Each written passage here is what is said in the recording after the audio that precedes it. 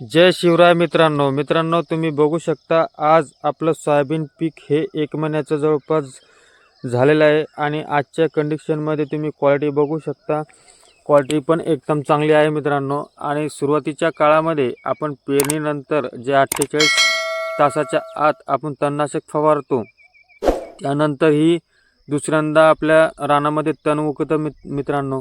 तर काही शेतकरी डबल पुन्हा 2 वेळेस तणनाशकचा वापर करतात, पण आपल्याला तणनाशकाचा डबल वापर करायचा नाही, कारण त्याचा साईड इफेक्ट हा ॲव्हरेजमध्ये घट याप्रमाणे होतो मित्रांनो।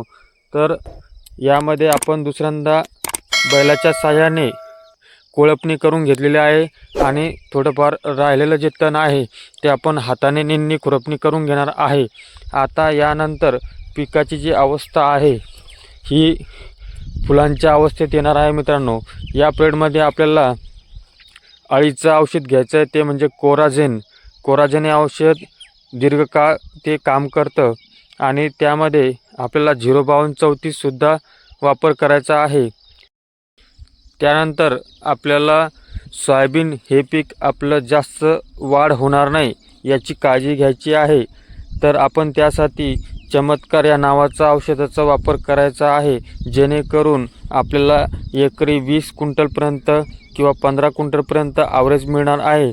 कारण दरवर्षीच्या प्रमाणे आपण वाढीसाठी चमत्कार या औषधाचा वापर करतो आहोत।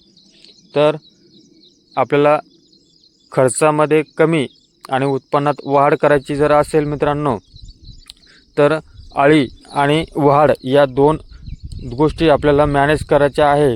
आणि फुलावस्थेमध्ये आपल्याला एक खताचा डोस द्यायचा आहे। काही शेतकरी पेरणीच्या वेळेस जे खत टाकतात त्यानंतर डबल खताचा डोस देत नाही। आता सध्याची कंडिशनमध्ये पाऊस सुरू आहे, पण ज्यावेळेस फुल धारणा होते त्यावेळेस जर पाण्याची कमतरता जर पडली तर आपल्या ॲव्हरेजमध्ये नक्कीच घट होते मित्रांनो। तर आता फुल अवस्थेमध्ये पीक आल्याच्या नंतर आपल्याला तुषारच्या माध्यमातून 15 ते 20 मिनिटं पिकाला पाणी द्यायचं आहे। जर व्हिडिओ आवडला असेल तर लाईक करा, शेअर करा, कमेंट करा मित्रांनो। आणि नवीन जर असाल तर चॅनलला मात्र नक्की सबस्क्राईब करा। एक शेतकरी म्हणून शेतकऱ्याला सपोर्ट करा मित्रांनो। चला तर भेटूया पुढच्या व्हिडिओमध्ये।